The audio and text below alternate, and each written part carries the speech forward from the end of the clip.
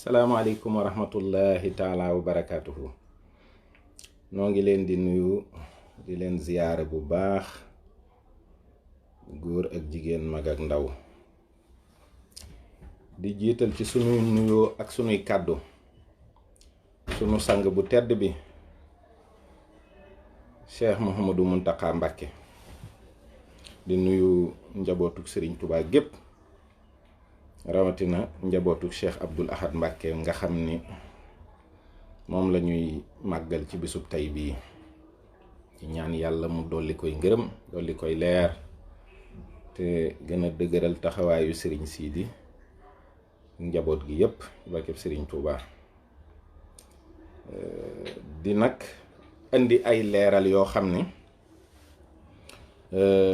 dañ koy jëme toujours rek ci li nga xam ne day soxal dundu réew mi, te ci biir dundu réew mi muy soxal ki nga xam ne amuñu ku dul moom muy sëñ Touba. ndax fan yi yépp bàyyi ngeen xel ci actualité bi, muy coow loo xam ne mi ngi bàyyi ko ci yu bari yoo xam ne journaliste yi bind nañu ko, jëm ci alalu réew mi, jëm ci suufi ndakaaru yi am sunu kilifa gu tedd guñ ci tudd, jëmit ci sunuy bokk yi nga xam ne libanais yi ñoom ci réew mi lañu ne, te doon fi ab lim boo xam ne nekkatuñu lim bu tuuti, nekkatuñu it ñoo xam ne seen nekk ci réew mi ay gan lañu fi, ay doomi réew mi lañu. ñaare nag man lépp lu may dugg rek damay bëgg mu nekk loo xam ne dama ci am ay firnde yu leer, wattandiku bu baax samay waxi bopp. ndax ni jamono ji doxee, koo xam ne danga sukkandiku rekk ci say waxi bopp, xëy na yu baree bari mën nga ci am njuumte. kon nag dañuy jiital xanaa li nga xam ne moo gën a yaatu, jëm ci fi nga xam ne moo gën a sew, muy tàmbalee ko ci réew mi. ndax réew mi dafa am ñoo xam ne fi lañu fekk baax, juddoo fi, yaroo fi, màggee fi. am ñoo xam ne dañu fee ñëw, waaye bi ñu fi yàggee dañoo bokk ci réew mi, bokk ci liy dundal réew mi, di fi liggéey ba tey jii mën nañu wax ne ñoom ay doomi réew mi lañu.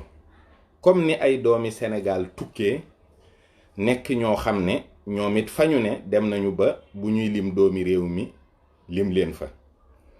kon sénégalais nekkuñu ñoo xam ne war nañu di indi fitna ci lu mel ni ay communauté yoo xam ne dañoo ñëw ci seenum réew.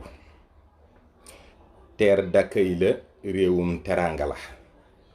loolu nag tax na mu mel ni tamit dañu ko nuróole ak sunu mbokki libanais yi, dañoo nuróog ñoom histoire ci li ñu doon terre d'accueil, doon ñoom it ñoo xam ne mën nañ leen tuddee sax réewum teraanga. ndax Liban réew mu tuuti la, 10 500 kilomètres carrés la, maanaam moo gën a tuuti ci réew yi Proche-Orient yi. mel na ni sax boo xoolee guddaay bi dafay toll ci 210 kilomètres.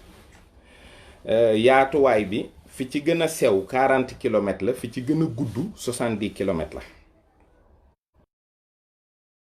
dafa mel ni réew mi yépp Syrie daf koo ëmb.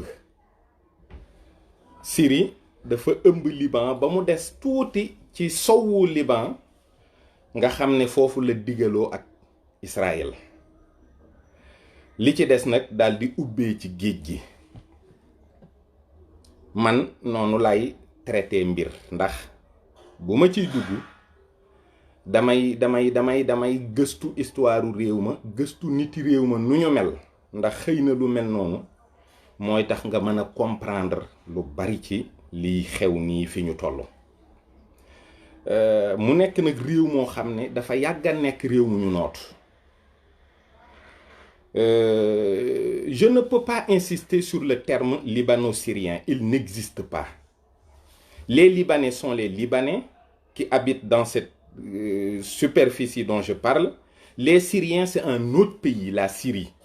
Parce que si tu essaies de m'orienter vers ça, ça ne va pas le faire. Laisse-moi faire mon exposé tranquillement, je sais de quoi je parle. Mon cher ami. Bon, am na ñu bari ñu fa jaar ñoo xam ne yilif nañu leen muy phéniciens yi muy tamit grec yi muy turc yi nga xam ne moom la ñuy wax seljoukide yi ak nag turc yi nga xam ne moom la ñuy wax l'empire ottoman. ñooñu nag boo xoolee diggante 1516 ba 1919 ñooñu ñoo yilif Liban. biñ ko yilifee boo xoolee tudd naa date boo xam ne dafa nekk ci diggante première guerre mondiale bi ndax 14-18 première guerre mondiale 1919 ci la l'empire ottoman explosé ndax en réalité arabe yi nga xam ne Ali wala Hussein Ben Ali moo leen jiite moo jur ñoom Faysal ak Abdallah ñi nga Faysal mi àndoon ak Lawrence d'Arabie ñooñu anglais yi dañ leen wax ñu révolté wu contre turc yi pour bu fekkee dem nañu ba l'empire ottoman explosé nga xam ne c'était le dernier sultanat de l'islam dañuy wëlbatiku nag léegi defal leen dawlatu boo xam ne arabe yépp dañ ciy daje mel ni réew moo xam ne ce sera une seule nation arabe mais loolu ay wor daf ci dugg parce que dafa am lu ñuy wax les accords Sykes-Picot accords yooyu nag Sykes ak Picot ñoo ko négocier dans un hôtel à Paris nga xam ni bi guerre bi jeexee France ak Angleterre dañoo séddoo suuf soosu ak Liban France yilif leen Palestine nekk mandat britannique léegi nag ak Irak mais Palestine intérêt bi tax mu nekk ci mandat britannique mooy dafa am lu ñuy wax la déclaration de Balfour loolu yépp waxoon naa ci mais mën nañ ko dem vérifier waat aussi Rothschild dafa signer ak Angleterre benn accord boo xam ne ñoom juifs yi dinañu financer la première guerre mondiale en échange dinañu leen créer un foyer juif palestinien boo xam ne ñoom Palestine boobu nga xam ne Judée Galilée ak yooyu yépp ci la ne ñoom loolu la ñuy am en échange bi nga xamante nag britannique yi am nañu mandat ñoom ci lañu tàmbalee di doxal loo xam ne mooy Israël pays arabe yi nga xam ne xamuñu woon ay frontières muy Liban muy Cisjordanie muy Jordanie muy Irak yooyu yépp gannaaw gi lañu dagg frontières yi daggin boo xam ne ku ci ne am nga ci metit ndax lenn ci say bokk ñu ngi fii la ca des ñu ngi ci meneen réew waaye coow yu bari yi nga xam ne moom la ñuy coow ba 1948 ci la Israël moom boppam waaye biñ koy def israéliens yi xam nañu ne britanniques yi dañuy dem mais bu ñuy dem arab yi dinañ leen jéem a song ñu négocier ak Abdallah mi nga xam ne moo yor Cisjordanie moom mu nangu secrètement ne dina leen reconnaître te du leen bañal dara loolu nag moo tax bi ñu geeree Farouk moom tamit bu Égypte moom bëggoon contrôler Cisjordanie ndax arab yi dañoo teel a warante ci seen biir dañoo teel a warante loolu moo tax ñoom bi ñu xeexee ak israéliens yi ñu gañe leen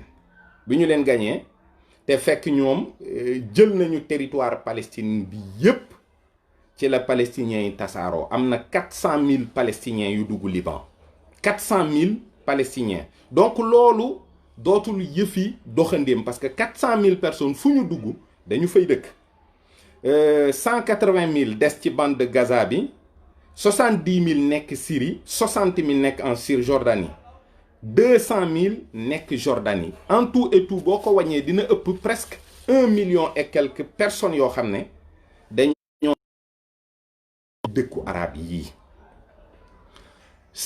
Liban terre d'accueil la ba pare dañoo amuk wuute ci wàllu diine parce que ñii ay chrétien lañ maronite, ñii ay jullit lañu sunnite, ñii nekk ay chiite, ñii nekk ay druze, ñii nekk ay juif, mais dañoo dëkk ci jàmm. loolu ñu bari dañ koo xamul, dañoo dëkk ci jàmm. sauf que Syrie dafa jàpp ne Liban ci biiram la nekk, kon moom tam daf ko war a annexer Syrie. donc presque boo xoolee ci biir réfugiés palestiniens yooyu daanaka ci année 70 yi Yasser Arafat dafa doon résider à Beyrouth, fa la defoon le siège de l'OLP. mais Assad père, Assad bi nga xam ne moo jur ngóor sii fi ne tey jii, daanaka guerru Liban ak Syrie bi yépp moom la, parce que dafa jàppoon ne il faut mu annexe. ce n'est que sa façade maritime. loolu daanaka américains yi dañ cee teel a d'accord, parce que Henry Kissinger loolu moom it won naa leen personnage am ci ñi gën a doy waar ci àddina bi la bokk. bi Assad di dugg biir Liban pour toroxal leen, Kissinger da ne que Dieu me pardonne mais j'aime cet homme. parce que loolu en fait Syrie contrôler le Liban, récupérer OLP, ëpp leen doole, noot leen, israéliens yi négocier ak ñoom moo gën a yomb ci ñoom que ñuy négocier ak palestiniens yi directement. loolu yépp problème géopolitique la. mais boo xoolee politiciens yi nga xam ne dañoo nekkoon Liban, ils étaient tous corrompus, tous à la solde de Damas. ñu leen di contrôler comme ay marionnettes, di fa teg di fa teggi. lii mooy li am. Liban Syrie daf ko bëgg a annexer parce que dafa mel ni Gambie bu gudd nii ci booru géej gi, mais du Gambie bu ni mu bindoo ci biir Sénégal. donc Sénégal xëy rek ne Gambie ci sama biir la ne, faw dama koy jël. israéliens ak américains yi am intérêt jël Liban parce que dañuy mën a négocier ak ñoom directement, parce que bu boobaa ñoom ñooy contrôler palestiniens yi. mais libano-syrien man xawma ko, je ne sais pas ce que ça signifie. il y a les Libanais, ñu nekk am réew moo xam ne ñoo moom seen bopp, ak les Syriens, wax dëgg yàlla ñu di leen jéem a jaay doole ak di leen jéem a toroxal. Libanais yi nag dañuy ñoo xam ne malgré différence sunnite chiite druze maronite, bu intérêt national taxawee kenn ku ne la nga jàppoon danga koy teg ba intérêt national boobu yàlla defal leen ci jàmm. léegi lan moo indi problème mu terrorisme bii ñuy wax? parce que Hassan Nasrallah moo jiite, moom il est d'obédience chiite.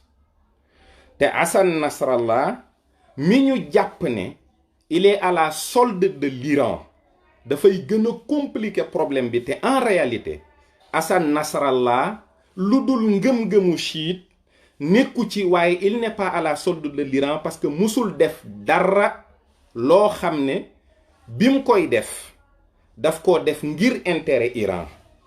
Hassan Nasrallah li muy def lépp mi ngi koy def ndax intérêt Liban. ay góor yàlla yu dajaloo xam ne booba ak léegi ñu ngi noot seen waa réew, di leen toroxal, di leen def lu bon, ñu dajaloo nekk d'obédience chiite di résister pendant 25 ans à Israël. c'est ça le terrorisme du Hezbollah. américains yi wax ni Hezbollah mouvement terroriste la. Hassan Nasrallah israéliens yi def ko objectif militaire, mooy fépp fuñ ko gis nañ ko rey. lii mooy wax yi. ba pare Hezbollah dañuy tabax ay jàkka, dañuy tabax ay juma, dañuy tabax ay école laïque yoo xam ne enseignement bi am au niveau du Liban moom lañ fay jàngale pour ñépp. ba pare seen armement bi actuellement nii boo demoon Liban doo gis benn fetal boo xam ne ñoom ñoo ko moom parce que ñoom ni ñuy fonctionner mooy tant que jàmm ngi am ñoom dañuy dox ci social xeexuñu xuloowuñu dóoruñu fayuñu. Vous pouvez aussi vérifier, c'est factuel. Amul ben attentat bu am à travers le xamni Hezbollah moko revendiqué wax ne ñoom bombardé nañu dëkk sangam wala rey nañu nit sangam wala def nañu nangam ñoom daal boo déggee seenu yëngu seen réew a tax. Évidemment nag foo gis mbooloo mu am doole am ngànnaay am koppar lan la ñuy wëri mooy d'où viennent les financements. Il y a plus de Libanais dans la diaspora qu'au Liban. Il y en a 4 millions, dont presque 25 à 30 000 au Sénégal. Yo xamni fi lañu dëkk légui juddo fi yaro fi maggé fi di ay sénégalais pire di liggéey. Bon, est-ce que nous pouvons reprocher à ces gens ce que nous faisons? Lan mo fi indi Libanais d'abord lu am solo la bima ciy def ay gëstu ñu bari dañu wax né c'est le fruit du hasard. C'est pas le fruit du hasard. Le Liban était sous le mandat français. Libanais, Français yi ñoo leen indi vers les colonies africaines à partir de 1890. Bi ñu leen fi indi liñ ci jublu mooy ñoom il faut que ñu leen di fournir, il faut que commerce boo xam ne ñoom li ñuy soxla day am ñu leen koy toppatool ñu indi Libanais yi fii def leen tampon entre les Sénégalais et eux nga xam ne ñoom c'est les Libanais qui commercent avec eux. Le Liban, dañoo yàgg ci commerce parce que loolu dañ ko donn. Il y a eu beaucoup de croisées de civilisation dans ce terroir-là. Tubaab yi ak ñàkk ñoo teg fenn ak ñàkk bëgg ñu féete leen fenn moo tax ñu indil ñu sunu mbokki Libanais yi. Biñ leen fi indee nag gannaaw français yi fi nekkoon Libanais yi ñoo fi ëpp doole. Té loolu mooy li am ba léegi parce que am réew boo ci dëkkee il faut nga xam réew mi xam nu réew mi doxee. Sénégal 3e position la sénégalais yu ñuul yi nekk. Sénégalais yu weex yi tàll muy français yi ñooy pee. Sénégalais 2e mooy naar yi libanais yi. Dernière zone mooy ñun ñuul kukk. Alors ñoom li fi gëna yokk seeni nit mooy à partir de 1943 parce que 20 lañu déclaré l'indépendance du Liban mais effectif 43 donc à partir du 43 ba nga xam ne guerre am na fa ci la exode bi am ñu dolleeku fépp fu ñu nekk. ñëw nañu Sénégal di liggéey dans le commerce. Après ils dominent l'industrie du Sénégal aujourd'hui. Les Sénégalais ne veulent pas regarder leur pays jàkk parce que xëy na li ñuy gis du leen neex mais réew mi naaru libanais yi ñoo yor économie bi surtout l'industrie. xool leen nag li leen wër lépp da ngeen di xool usines yi marque yi logo yi mais ça n'a rien de sénégalais. C'est ça le pays. Alors comme ñoom tamit seen réew ci fitna bàyyi leen ci cause boo xam ne tamit bu noble la mettez-vous à leur place mais ñooñu nag dëgg-dëgg luñ mënal seen réew dañ koy def. Personne ne peut leur reprocher cela. Personne ne peut leur reprocher cela. Ce qu'on peut reprocher aux Sénégalais qui sont là, qui travaillent dans l'administration, qui travaillent dans la fiscalité mooy ñun fii dañ fee dëkk amuñu feneen fu ñu jëm. Quand tu prends une communauté comme les Mourides dans toute la diaspora fépp fu ñu lu ñu am Touba lañ ko yéene Touba lañ bëgg mu dem nuñ mën a fexe ba mu dem Touba dañ koy def. Daayira yi duñu déclarer li ñuy cotiser. Fiscalité Europe yépp amu ci benn boo xam ne xam na dara ci fonctionnement daayira murid yi sunuy 10 euros sunuy 20 sunuy 50 moom la ñuy dajale di ko dugal ci ay ruq-ruqaan di fexe ba mu ñëw fii nu liggéeyal ci Serigne Touba. chinois yi fi ne lépp luñ mën pour rawale seen alal mu dem Chine dañ koy def. Alors qui incriminer? Il faut incriminer les agents de l'administration qui permettent à ces gens de frauder. S'ils fraudent, il faut comprendre comment marchent les choses. Man, je ne suis à la solde de personne, je ne défends personne. Fii réew mi xam nañ nit ñi ni muy doxalee. Ñoom yor nañu seeni liggéey, ils sont imposables. Buñ leen waree imposer, teg leen ci yoon ba ñu fay li ñu war a fay lépp état Sénégal buñ ko deful manquement bi man la. Manquement bi yow la, manquement bi diw la wala diw. Non, loolu ñi ko war a def ñoo ko deful. Dañ lay woo nga ñëw par exemple ñu ne société bi war na fay 100 millions de francs CFA impôt. Nga négocier ak agent bi fay nangam jox ko nangam. Lii mooy li am. Loolu kan nga koy reprocher, même des Sénégalais le font. Nit ñi dañuy topp ay xolu parparloo di non, il faut être vraiment honnête quand tu défends une cause et être factuel. Ñun Sénégalais yi ñooy détruire sunu économie. Ñun Sénégalais yi ñooy fraude ci lépp. Ñun Sénégalais yi ñoo am beaucoup de légèreté par rapport à ce qu'on appelle un idéal national. Le Sénégalais ne met jamais en avant les intérêts de sa nation. Moom 20 millions yi muy encaissé waa ji jox ko liquide mu dem lijjanti ji ay bagaasam moo ko gënal fuuf 100 millions yi état sénégalais bi war a encaissé.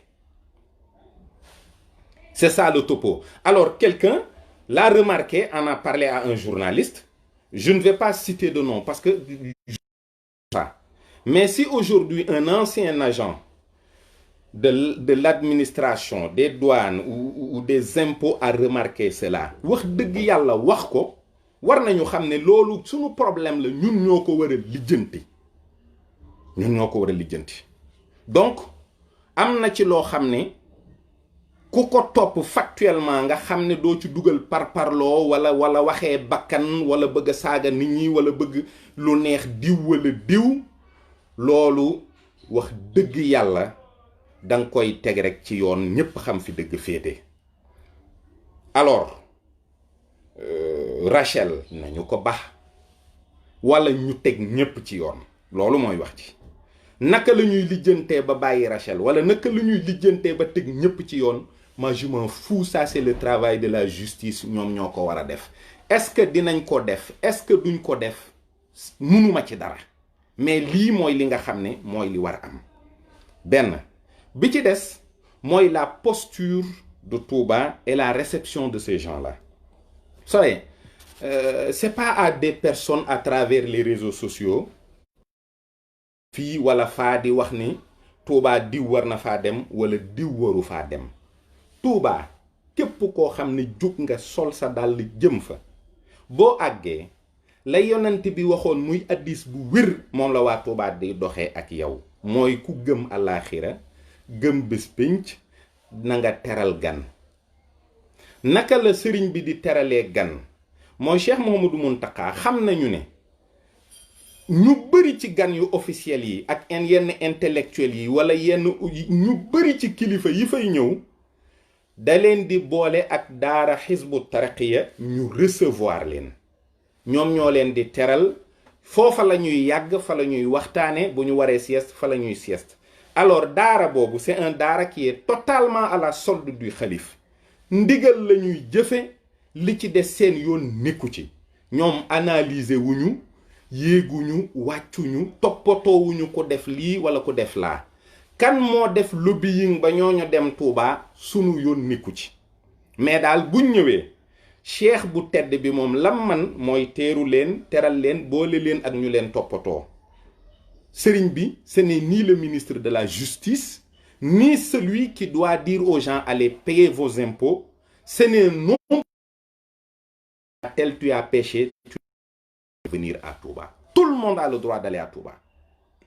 ku seet ci sa bopp lu tax nga xeeb sa bopp ba war a dem Touba di nga toog ndax bu fekkee cellateg dëkk ba gëm nga ko bu wér wax dëgg yàlla am na ci loo xam boo ko xoolee ci sa bopp doo fa dem te sëriñ bi lépp la xam.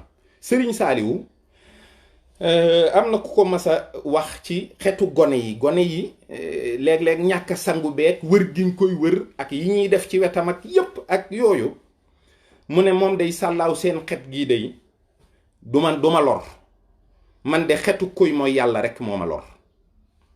sëriñ bi dongo boo xam ne dafa xëy ci daara ji di dàqante ba ngoon jot war a jàng dem jël ab jukkeem jàng kooku bu defee la mu war a def lépp ba ñëw toog ci wetu sëriñ bi di xeeñ ak ñaq loolu moo dàqal sëriñ bi xetu lu mu mën a doon ndax kooku deful benn bàkkaar.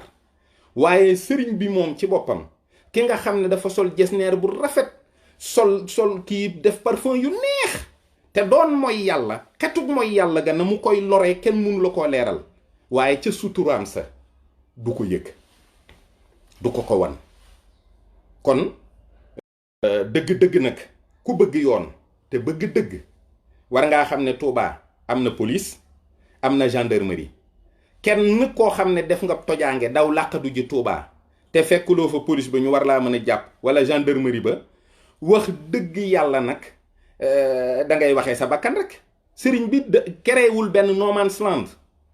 Touba am na police am na gendarmerie la war lépp ñu ngi koy jéem te di ko def seen kem kàttan waaye sëriñ bi moom kenn du ko digal naa ko diw ngay recevoir wala doo recevoir diw loolu du ci resooru kenn. moom it xam na bu baax li muy def te nun ay taalube dong lañ ci moom. la ñuy mujjee nag mooy li lëmbe réew mi ça fait plus d'une semaine nit ñi ñu ngi saaga le porte-parole du khalife général des mourides à travers les réseaux sociaux. jot nañ bu ne saaga bu ne jot nañ ko ñii saaga ñëpp it xam nañu leen. am na ci yoo xam ne on va pas s'attarder là-dessus parce que c'est des comptes fictifs. góor dëgg du làqu danaa fàng wax li muy wax. ñi ci des nañu tuddee seen bopp rek ngay xam ni ñii ak kéefare leen gënal lislaam kon ñooñu duñu mën a bàyyi xel ci seen wax waaye wolof dane seytaane waxul dëgg waaye yàq na xel. bon 9 hectares la ñu wax ne moom la ñu jox Cheikh Mouhamadul Bachir ibn Cheikh Abdou Khadir ci camp Leclerc.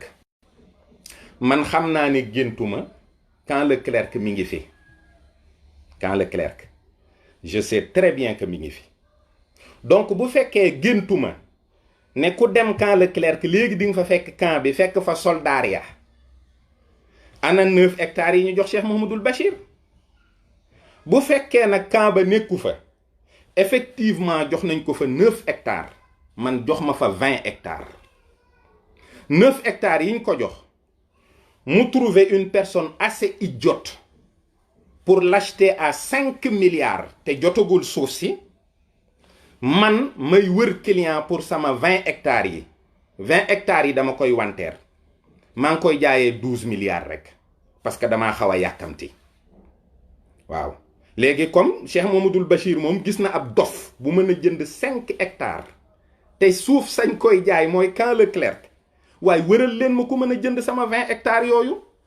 su fekkee nag ba tey ki mën a jënd sama 20 hectares yi 12 milliards dafa bari ci moom mën naa ko jaay palais de la République aussi à 5 milliards amul benn problème man dinaa lijjanti ba jot suuf si jox ko na ma jox 5 milliards yi rek.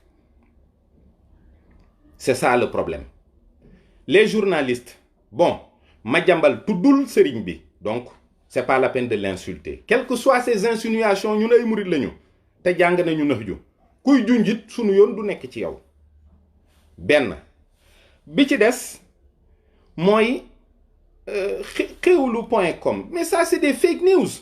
Sénégal ñoom ñoo yeewoogul ci site fake news yi am na site yoo xam ne dañ ko créer spécial pour fen ñooñu nag moom xam naa ne bu fekkee ay jullit lañu dañoo fas yéene di dundee fen ba keroog ñuy faatu ñooñu ñoo cité nommément le porte-parole du khalife.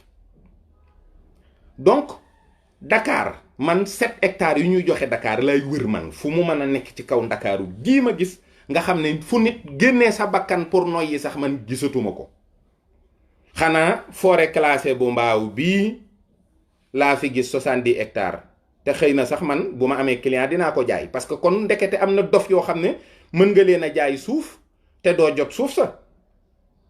loolu de laa fi gis. bu ngeen yaakaaree nag ak ku ngeen mën a doon ak nu ngeen mën a toll que di ngeen sàcculoo Cheikh Mouhamadoul Bachir alalu sëñ Touba waxu leen dëgg. je m'exprime clairement mooy Cheikh Mouhamadoul Bachir làmmeñu Sëriñ Muntaxa làmmeñ boobu mu yor bu Cheikh Mouhamadou Lamine Baara la woon mu jóge fi mu wuutu ci Cheikh Sidil Mokhtar fukki at ak ñett gannaaw bi sëñ Saaliw làqoo ak léegi mu yor kàddug yoonu murit kooku làmmeñam boobu sañu cee wax dara loo xam ne ndigal jiituwu ca al boppam du dindi tuuma du fayu saaga du wax lu ñaaw du ko déglu du ko fekkee yéen ñi koy saaga nag ak di ko wax lu yëg leen ne seen yiw yépp yàlla jébbal na ko ndax li ngeen di wax du dëgg te tegu leen ko fenn moom nag amul ayib bum leen jox te it bariwu leen yéen yiw waaye yàlla dina ko fabriquer beneen yiw gën koo yéege gën koo jëme kaw waaye Cheikh Mouhamadoul Bachir daal weesu na fu muy sàkkalee boppam dara wala fu muy tànnalee boppam dara wala fu muy bëggalee boppam dara moomatul boppam amatu ci benn dogal amatu ci benn sañ-sañ waaye je vous mets au défi tous autant que vous êtes insulteurs invétérés de sortir un titre foncier en bonne et due forme qui nous montre qu'en réalité Cheikh Mouhamadoul Bachir a reçu 9 hectares et de nous sortir un transfert du titre foncier parce qu'un tel l'a acquis chez lui à 5 milliards.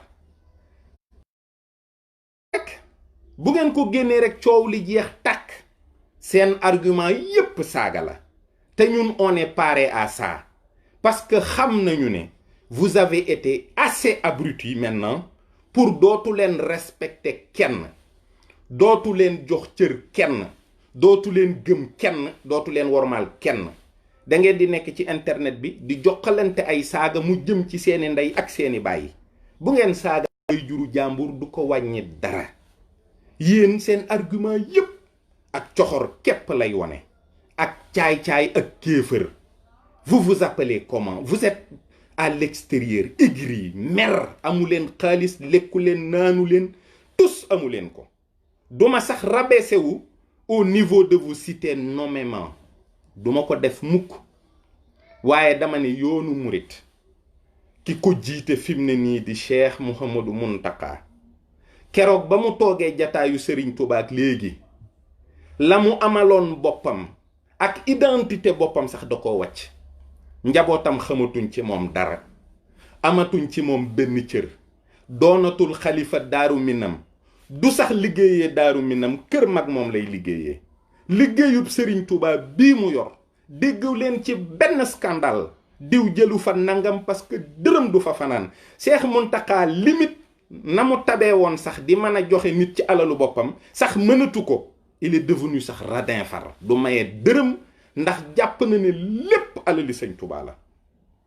noonu lay doxee Cheikh Mouhamadoul Bachir mii nag nekk ci wetam yor loo xam ni wax dëgg yàlla ñu bari sax dañ naan moom day at yu néew yeeg yooyu waaw maam Cerno Birahim bi ko sëñ bi wan ginnaaw di dem ci géej gi boobu yorul at yi Cheikh Mouhamadoul Bachir yor fi mu ne nii kon responsabilité yi ñu ko jox moom lañ ko war a jox ndaw ñi ñoo war a gàddu yoon bi ñoo war a taxawaay boo xam ne lépp lu ñu war a liggéeyal Serigne Touba dinañ ko def na kon nag kooku képp koo xam ne am murit nga bu ñu ko laalee war ngaa xam ne laal nañu institution léeg-léeg nga dégg ñu ne la lii kat amu fi woon porte parole amu fi woon dëgg la amu fi woon 4-4 dafay amoon jumaa ji dafa amoon ni rajo daraa yi dafay amoon waaye li fi am te amu fi woon bari na jamono day dox lu fi am rek dañ koo yittewoo Cheikh Mouhamadoul Bachir lépp lu bon liñ koy wax dëgg-dëgg bu fi nekkul woon directement sëriñ bi lañ koy wax. kon moom moo taxaw taxawaayu soldaar boo xam ni mooy dékku saaga yeeg wax yu ñaaw yépp ñu koy wax te mu di ko def dignement. Ça fait presque 13 ans lu bon lu ne ngeen ko koy wax mu ni ciel te du leen mës a tontu as gor yaramam day daw.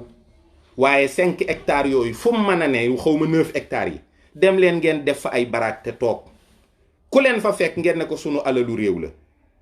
mais vous êtes fou bu ngeen bëggee alal bu ngeen bëggee dund du ci kaw gor ñi ngeen koy def du ci ay saaga ngeen koy def ak chantage. Vous passez toutes vos vies à insulter les gens.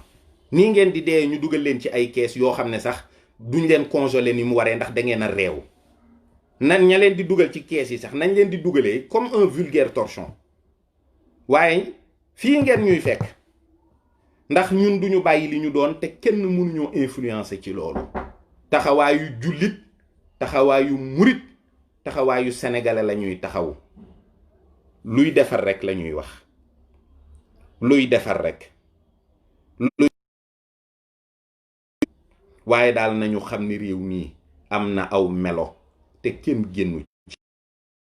xam ne jox nañ la poste wala nommé nañ la wala teg nañ la fi barab balaa ngaa xalaat lu soxal réew mi xalaat sa bopp. li fekk looloo ngi am dara du jag tous dara du jag. y a pas d'idéal national au Sénégal yàgg naa ko wax. Nous ne sommes pas encore un pays. Nous n'avons rien construit qui nous unit. loolu il faut que ñu góorgóorlu ci. seet nu ñu mën a waxtaanee organiser sunum réew ba ku ci ne la nga xam ne jàpp nga ni ci xéewali réew mi la ci réew mi la jëm na nga jàpp ne ci yow la jëm. mais amaguñu mentalité boobu ku ne yaa ngi wut oto kër jongama làq compte bancaire bu fees dell door a xool nag nan ngay gérer après boo jógee ci poste bi lan ngay defi. lii rek am ci réew mi. waa impôt dañoo feeñ bi yoon rek est-ce que sax c'est factuel, c'est prouvé. C'est pas mon problème, je suis pas un enquêteur. mais ailleurs fépp a ngi métti fu ne réew mi moom réew mi ci boppam moo corona fépp day métti. waaw loolu daal mooy li xew. waaye lépp lu ngeen fi wax mu jëm ci yoon wi wala mu soxal ko insha allahu danañ leen indil tontu teg ko ci xam-xam teg ko ci teg. nun li nu xam la nuy wax muy loo xam ne dañ koy teg ci xam-xam ak teggin. yéen li ngeen di xam ngeen di wax mooy loo xam ne da ngeen koo teg ci coxor ak reewande ak i saaga. lii daal ci gàttal mooy li nga xam ni bëggoon nañ ko ci indi ci leeral. Passez à autre chose et laissez ces hectares là, ils ne sont que virtuels. ci seen xel rek la Ndakaaru nag daa neex waaye da ngeen di liggéey jënd. am na ñuy jaay ay kër. na ngeen liggéey rek liggéey leen bu ko defee yàlla dina leen defal tawféex. waaw te saagas gor ak yooyu mu benn njariñ yaru leen. waaw loolu rekk daal lañ amoon luñ leen di wax di ñaan yàlla mi dara tëwul moom mi nga xam ne mooy def di dindi ci barkeb sëriñ bi yàlla dolli jàmm ci réew mi. assalaamu aleykum wa rahmatullahi taala wa barakaatuhu.